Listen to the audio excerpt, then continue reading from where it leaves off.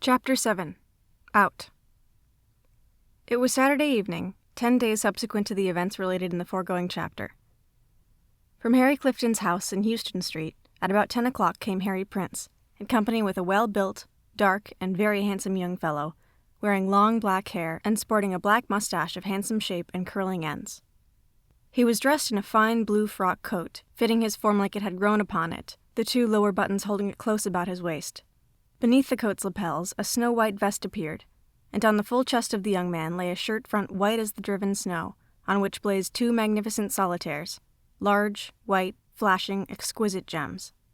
A low standing collar, the ends bent aside, encircled his neck, and around this was a narrow silken cherry-colored tie, with a bow that Beau Brummel might have envied. A glossy silk hat of the newest shape sat jauntily upon his head, inclining several degrees towards the right ear. He wore pants of plaid stuff, fawn color prevailing, the goods of the finest and best, and exceedingly tasty, though perhaps some sober-sided souls of the serious family might have pronounced them loud, from partiality to more somber shades and uniform hue. These fitted closely shaped, large, and finely shaped limbs, such as few men can boast, and laid upon noticeably small and exquisitely shaped boots, high-polished, in a way that must have pleased, to the utmost, the artist who shaped them. Gloves, nearly blood-red in hue, encased his hands, which were quite small and well-shaped, and in his right hand he carried, in lieu of a cane, a delicate riding-whip, black and mounted with gold, 6 inches of the butt, in fact, being plated with the precious metal, and elegantly chased. The young man of fair height, fine form, and faultless features, large black eyes, bright and sparkling, pleasing smile, white and handsomely shaped teeth, would have been pronounced by the ladies perfectly splendid, called a duck of a man, a perfect love of a man, a darling fellow, and all that sort of thing, and the men would have spoken of him as a lady-killer, woman-smasher, and the like. There was no denying it. He was a handsome young fellow, well-suited to the eye appreciating beauty, and what eye does not acknowledge the power and spell of beauty? Prince was puffing at a cigar, and his companion exhaled from his nostrils the smoke from a cigarette, and as his right leg of fine proportions and exquisite shape came to the front at every other step, he lightly struck it with the delicate, flexible riding-whip, with its butt of heavy gold plate. He swung along the walk with his companion in a free and easy manner, his every movement full of grace and elasticity, the very poetry of motion. Turning at Broadway, the two crossed Houston Street and proceeded up the former mentioned thoroughfare, taking in Reddy the blacksmith's place, Prince's companion suggesting the visit, and remarking as they came out after partaking of wine, "Well, he is as wild a mannered man as a certain gentleman of whom Byron wrote, is tonight, at all events. I thought to see a tiger and saw a lamb." "Well, I don't think there's much lamb about him, Juan, but at the same time he, like the devil, is probably painted blacker than he really is," rejoined Prince, as the two proceeded up the street.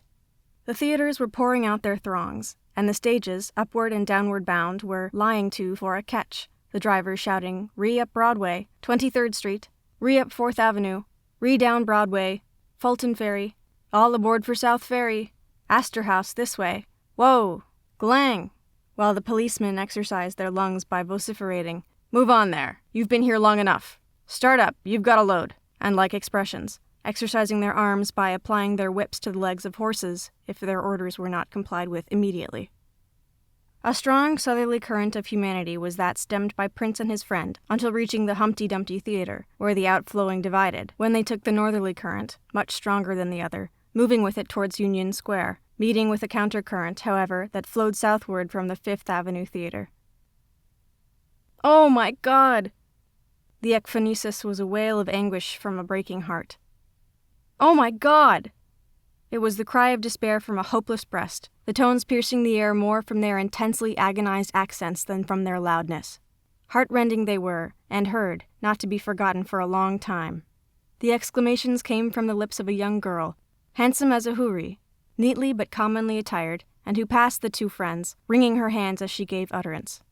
Perhaps 3 seconds intervened between the first and second, and at the first, Prince's companion stopped short and suddenly, as if arrested in his walk by some power other than his own will, as if the power of motion had been taken from him by a bolt of electricity. The moment he stopped, he turned. A second or two, and he sprang to the side of the young girl, exclaiming, "Sue! Sue, my dear Sue, what is the matter?" His voice was tender and pregnant with sympathy, solicitude, and deep concern. The stricken creature to whom he spoke, anguish written all over her beautiful face, sprang one side with a cry of wild affright, exclaiming, "Oh, I don't know you, sir." "For God's sake, don't stop me," she added, as the handsome young man made a step towards her. "You do know me, dear Sue, and I know you." No, go!" exclaimed the affrighted girl, wildly and vehemently. "You are one of his friends. Oh, God, what shall I do?" "Why, my dear Sue Martin, don't you know my—" "Here, young feller, what's this all about? I'll just take you in, I will, for insulting women on the street. There's too many of you chaps on this lay." It is unnecessary to say, perhaps, that these words proceeded from a policeman, who, coming up at the moment, broke gruffly in upon the young man, cutting his sentence short. The latter turned upon the officer with an angry flash, the living lightning darting from his full black eyes. "You mind your business, you brass-buttoned baboon," he fiercely exclaimed. "You are over-officious, too much so altogether. I have insulted no one. I am this young girl's friend." "Yes, you are, I guess, or would be if you could," said the officer, in a surly, sneering tone, again breaking in, stepping up as he spoke, as if to collar the young man. The young girl, whom the latter called Sue, would have darted away the instant the officer came up, only that the fright she experienced when the strange young man so suddenly accosted her by name, added to the misery then upon her, rendered her powerless to move from the spot. Had it been otherwise, it is doubtful if she could have gotten away, as 100 people, perhaps 300, gathered immediately about her and the other, hemming them in completely, Prince also being inside the circle, which was drawn pretty closely about the quartet. Exclaimed Prince's friend, when the officer stepped up as we have said, "Don't you put your hand on me, you insulting blackguard," drawing back as he spoke, and raising his whip, a weapon that would have been of little avail, indeed, against the officer's club and brute force. A single second's considerations would have told him that he was not only foolish, but rash in the extreme. But the hot blood within him was boiling, and he knew no such word as discretion. Without the least hesitation, he would have employed his frail weapon, and, without doubt, his fists as well, had the officer laid hand upon him. And then, why, the club would have followed suit, and being the larger trump, would most assuredly have taken the trick.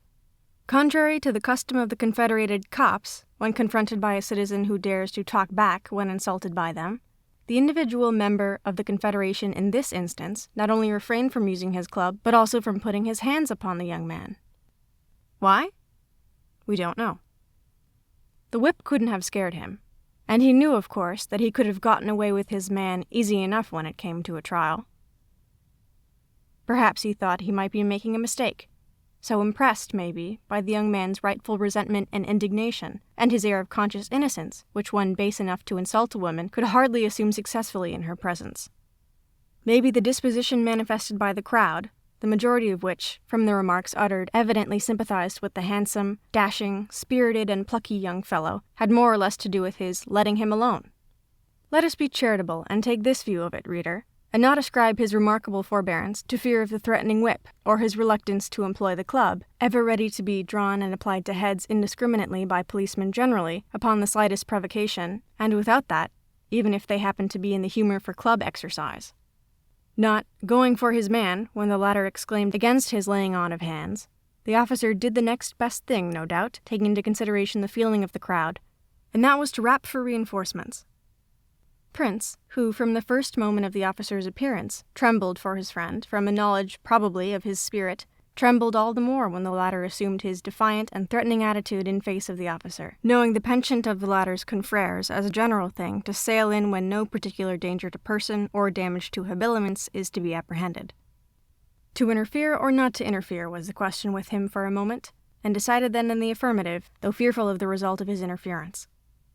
One step, and he grasped the raised arm of his friend close by the hand which held the flexile weapon, and said earnestly in a low tone, "For God's sake, Juan, don't strike the officer."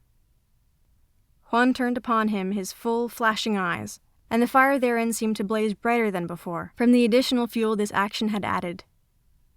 What would have followed from his tongue, how fierce the explosion would have been, had there not occurred at the instant a diversion in another direction, cannot be told. This diversion was a commotion in the crowd, which at a certain point was being penetrated and forced, the individual members in the way of the assailants being pulled and pushed aside without any ceremony or consideration whatever. The raps of the officer had brought assistance, and no doubt The handsome but saucy young fellow who had so spunkily talked back to the former would be taken in and done for. It was a portly presence that penetrated the surging crowd, going through it as easily as its members, lesser in bulk, would have gone through a group of still lesser forms, of children. And in a moment it had reached the center, where were actors in the scene, proving to be Kelso, the police superintendent, a stalwart, powerful, portly man. "Helloa, Harry!" he exclaimed, recognizing Prince on the instant, and seeing at a glance that he was a party interested in the performance then on. "What's up, Harry? What's it all about?" he queried immediately after. Harry, in a few words, related the circumstances that had transpired to the superintendent, laying the facts all bare, but was only able to reply to the question of the latter. "Does he know the girl?" "I have no doubt of it, Kelso, or he wouldn't have accosted her as he did. He can't be mistaken, I think." "Do you know her? This young girl?" was the query of the superintendent in a somewhat sharp and authoritative tone, looking the young man in the eye as he spoke.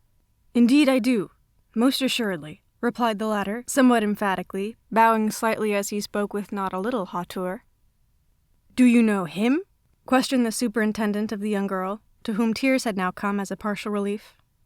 She replied not for a moment, when he said, "Speak up, miss. Do you know him?" "Oh, I don't know, sir," the girl replied, sobbing. "He knows my name, and his voice—" Juan at this moment took her by the arm and whispered in her ear for the space of 6 or 8 seconds, and then released the arm, the young girl starting back when thus freed, with an exclamation of astonishment, pressing her hands to her brow and gazing fixedly at the handsome young fellow, the utmost wonder written on her face, but not chasing away its look of anguish. "Do you know him now, miss? Is it all right?" queried Kelso in a kindly way. "Oh, yes, yes," exclaimed the young girl, whose face was now the color of Parian marble, grasping as she spoke the left hand of Juan in both of hers. "Oh, yes, I know him, sir," she said, looking at the superintendent, adding, "I didn't know him in this—" "You have changed so, Juan," she said, again checking her speech and changing its drift before dress on her tongue's end was uttered. "Oh, this is all right, officer," said the superintendent to his subordinate, and then to Prince. "All's well that ends well, Harry. But you and your friend and his had better get into a coach. Here's one now. Shall I call it?" "Yes, do, Kelso," returned Prince, at which the chief called out to the driver of quite a respectable-looking hack, who had sheered in towards the crowd in the hope of a fare. "Pull up, Jack. Here's 20 shillings for you." Then to the bystanders he said, "Come now, move on. Move. The circus is over and you'd better get home." Turning to his subordinate, he said, "Start him along, officer," setting the example himself by pushing, pulling, and parting the encircling crowd, resolving a portion of the compact mass into individual atoms. The policeman took a hand in, and in no very gentle way either. He was balked in his desires by the turn in the tide of affairs, you see, pushing gentlemen, and ladies even, this way and that, in the rudest manner possible.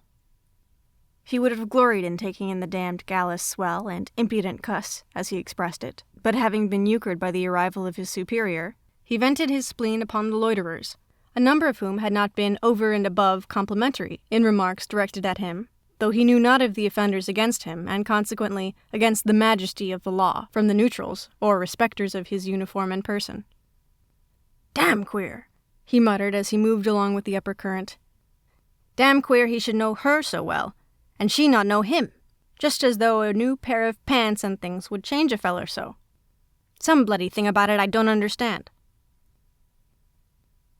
"Get in there, Sue," said Juan to the surprised, agitated, and trembling girl, as the driver of the coach, which pulled up immediately, jumped to the walk and opened the door of his vehicle. "Don't let him get in, Miss Cleo, will you?" appealed the young girl in a whisper, referring to Prince. "No, he won't get in, Sue. Harry," said Cleo, turning to her friend, "walk along up to Union Square. We'll stop on the east side." To the driver, as she entered the vehicle after the young girl, she said, "Drive slow, coachee, and stop as I said." Chapter 8. Wronged. Before Union Square was reached, the young girl, Sue Martin, had unbosomed herself, and Cleo, her friend, knew the whole sad story. The old, old story of woman's confidence and man's perfidy. "Oh, my beautiful Sue, how could you have succumbed to him?" interrogated the latter, folding the pale-faced, weeping creature to her breast after the sad recital of her wrongs. "I told you to beware of him, the villain. The double-dyed, cursed villain," she exclaimed, her teeth setting hard as she gave forcible utterance to the appellative nouns of infamous significance. "I warned you, Sue. Warned you of the danger that lay in his eloquent, soft, pleading eyes, and on that honeyed tongue, in his personal beauty and captivating address, all of which he would wickedly employ to gain his own hellish ends, with which he worked your ruin, as he has of that of other too confiding ones. Oh, my beautiful, my good little Sue, why, after my warning, could you not have been strong? Why did you let the tempter triumph, poor child?" Sobbing as if her heart would break with the poignancy of the woe that crushed her, the young girl said in broken tones and utterances, "Dear, good Miss Cleo, I loved him. Oh, how I loved him." Pausing a moment, her grief too great to admit of speech, she went on. "You did warn me, Miss Cleo, you did. You did! But he promised so faithfully. Oh, Miss Cleo, I shall die. I shall die!" Entirely overcome by her feelings, the weeping girl buried her beautiful face in her hands as she thus agonizingly exclaimed, her head falling upon the breast of her sympathizing friend, the right hand of the latter pressing tenderly upon it. Oh, why did he pick this fair flower, as fair as ever the sun shone on, to cast it away as a worthless thing when its fragrance palled upon him? These words came murmuringly from Cleo, as she pressed with her left arm the sobbing young creature closer to her breast, wherein her great heart beat with deep sympathy for her protégé. "Oh, Miss Cleo," said the sobbing one in a smothered voice, not raising her head. "I loved him so, and he promised so faithfully to—" She ceased from the violence of her sobs, and Cleo said, patting the back of her head, "I know well what he promised, poor child." "He swore it, Miss Cleo. Swore it on the Bible!" exclaimed the young girl, breaking in and raising her head, and looking at her friend as if appalled at the thought of her betrayer breaking his solemn oath, sworn on the sacred book. "Oh, my poor dear child, oaths with him are made but to be broken. His promise is as good as his oath, and that is good for nothing. He's a villain, an out-and-out villain." "Oh, don't say so, Miss Cleo. Perhaps he will—" "Oh, if he had not insulted me so tonight," said the young girl, breaking in upon herself. "Had not strung and taunted me so, scorned me. Oh, God, why didn't I die? Why didn't I drop dead at his feet?" Again she gave way to the terrible emotions that tortured her breast, but quickly said, thinking perhaps that her friend might again exclaim against the man she loved, and to whom she lost the bright jewel, virtue, and so lost everything. "But I could forgive him, good, dear Miss Cleo, if he—" Here she broke in upon herself again, saying, "And perhaps he will— Miss Cleo, perhaps he will marry me yet." Catching up one of the hands of her friend, she pressed it in hers, and looked into her face as if to read there the endorsement of her hopes. She could not have read it if the words from Cleo immediately following the look signified anything. "Marry you? Oh, my dear Sue, lay not that flattering unction to your soul. You wish it. Hope it, perhaps. But the wish is the father, and hope is the mother of an illusion. He will never marry you, the base wretch that he is, unless compelled to do so. Can you compel him, Sue?" "Oh, no, no," wailed the weeping, woe-shaken girl. "I would not if I could, Miss Cleo," she added a moment after. "Oh, yes, yes," said the latter, taking the hands of her young friend in her own. "Oh, yes, you would, my poor child. Compel him if you could, to save your reputation. Think of it, a mother, and not married. Ah, but the river. The river." The tones were coldly calm and determined, as if the mind that thought the words of significant and terrible import had firmly resolved to act in accordance with their implied meaning, before the hour should come when that would happen which Cleo had alluded to. So strangely calm were the tones of her voice, considering the terrible state of mental suffering she was in, that they were fairly startling, and they startled her friend, who was not easily moved or shocked. Dropping her hands, Cleo started back into the corner of the carriage with lowering brows, and with staring eyes gazed at the pale and now preternaturally calm-faced young girl. "My God, Sue!" she exclaimed, pausing a moment and then continuing, "Never think, never dream those words again. Never utter them again in my presence. Never, Sue, never. Better a mother a dozen times and never a wife than the river. Suicide! Dreadful, Sue, dreadful. You shock me, child, and I scarcely know of another who could have so moved me." The tones, half pitying, half chiding, of Cleo, her words perhaps, had the effect to ruffle the icy calmness which a resolve, begotten by despair, had brought to the face of the stricken creature, and bursting into tears again, her hands to her face, she fell toward her friend, who, recovering her former position, caught her in her arms. For a few moments the poor girl cried as if the fountains of grief had burst, never to cease flowing again. Cleo offered nothing in the way of endeavor to check the outpouring of tears, each one a tear of anguish, but let her cry, thinking it the best thing for her. At length, the wronged and weeping woman now, though not out of her teens by 2 years, raised her head, the violence of her emotions having somewhat subsided, and the tears flowing less freely. Looking up at Cleo, her eyes yet full of tears, which chased one another down her beautifully featured and almost snow-white face, she said in a tone of humble supplication, "Oh, my dear, good, kind best friend, forgive me. Forgive me those words. I didn't mean them, Miss Cleo, or if I did then, I am sorry for them now. Sorrier that I spoke them in your hearing. You will forgive me, my best of friends, won't you? I'll never say them again. Never think them. Never." "Oh, I'll forgive you, my good little Sue," returned Cleo, folding the contrite creature to her breast. "But do you know, dear child," she said in a moment, "do you know what I am going to do? What I can do?" A momentary pause, during which the young girl looked into the face of the speaker with inquiring eyes, and the latter answered the mute interrogative, "What?" of the other. "I am going to make that villain marry you, Sue. I can compel him."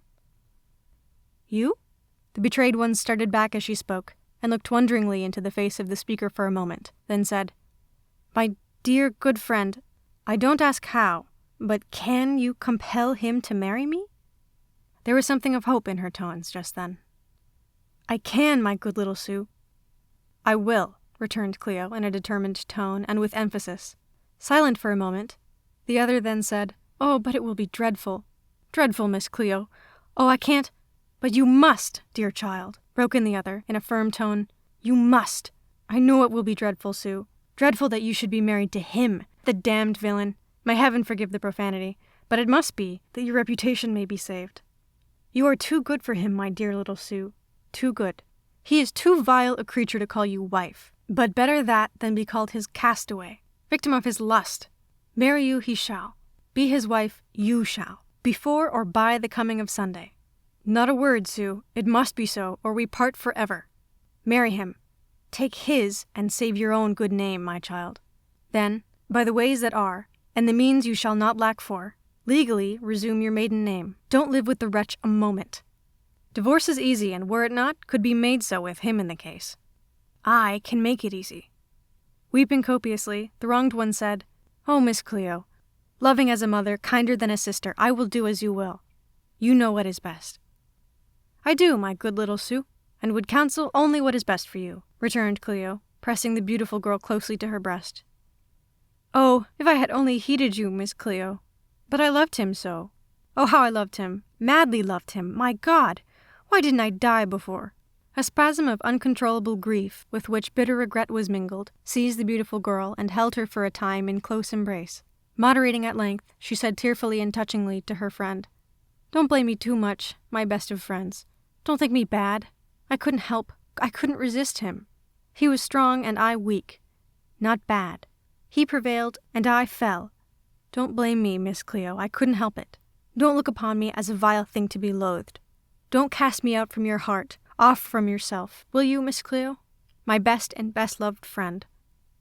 To the beseeching creature, Cleo replied, "I do not blame you, dear child. I pity you from the bottom of my heart.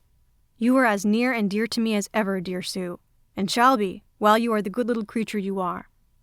You can't tell how sorry I am for you, how I regret what has happened for your sake, how I wish you could have resisted that man, but stronger than you, perhaps, have fallen before him, and others like him. Don't cry so, Sue, my dear child. We can't undo what has been done, but we can make it better than it is. I can. You have been terribly wronged, but you shall be righted to the fullest extent now possible. With the pain of a broken heart, you shall not carry the taint of a dishonored name. Future time will alleviate the one, the present time shall prevent the other. The carriage, which had been drawn by the horses at a walk, now entered Union Square, turning eastward. And you say he is at the house, Sue, having a private supper. How many in the party? He and a friend, Mr. Wales, and 2 or 3 ladies, I suppose, said the young girl, dropping her eyes as she slightly paused before giving expression to the word ladies. Yes, I understand, Sue. Not to be harsh, ladies of the demi-monde. Supper had just been brought on when you left, eh, Sue? Yes, Miss Cleo, not 5 minutes before. All right. Time enough for the work in hand. The party won't break up these 2 hours yet. Ah, here we are, exclaimed the speaker, as the carriage stopped on the east side of the square between 14th and 15th Streets. Looking out, she saw Prince coming up with a gentleman in company. Reaching the coach, the former stopped, saying, "Good evening, Alderman," as the latter passed on. Cleo jumped out immediately, and taking Prince a short distance from the coach, towards 15th Street, said quickly, "So that's an alderman, is it?" "Yes, that's Alderman." "No matter his name, Hal. Aldermen marry people, don't they?" "Yes, sometimes." "Well, they have the power, can marry people whenever called upon, can't they?" "Oh, certainly." "See if he won't perform the marriage ceremony tonight. It will save going for a clergyman, and as the fee will be liberal, perhaps he won't decline the service." "So quick, Hal. A second thought. He halts on the corner. Give me your pistol." Without presuming to question why or wherefore, and though knowing she had a pistol herself, and she not vouchsafing as to the why or wherefore, Prince put his hand to his pistol pocket, pulled forth the weapon and passed it to her, but looked all sorts of inquiries as he did so. "Don't be alarmed, Hal," she said with a laugh as she took the weapon, noticing his inquiring glances. "Don't be alarmed, my boy. I'm not going to persuade you to marry me at the muzzle of a pistol. Oh, no, don't be afraid. I am glad, Cleo, you are not going to force me in that matter. There will be no necessity for pistols when the day comes." "It is coming," said Prince in a tone more serious than jesting. "Well, well, well. That is good," exclaimed Cleo, laughing heartily. "The best thing I've heard of late, Hal. The first intimation, too, I have heard of that coming day." "But go. The alderman is going. If he will officiate on this occasion," added she, catching Prince by the lapel of his coat as he started, "jump into a coach and ride down to the house. If he declines, you go down there and wait for me. I'll go for a minister. There's going to be a wedding tonight, if nothing breaks, and the groom-elect is, as yet, ignorant of the happiness in store for him." This was uttered in her usual sprightly, jocose manner, but as she turned to go towards the carriage, as Prince made off, she uttered in a different tone entirely, "The villain." It is necessary to say that Prince was not the one thus stigmatized. With her left foot on the carriage step, she waited to see what would be the result of her envoy's mission, and in about 2 minutes, seeing him and the alderman leave the walk on the further corner of 15th Street and move across the square in the direction of some hacks, she stepped into her own, after telling the driver to follow that into which the 2 gentlemen would get.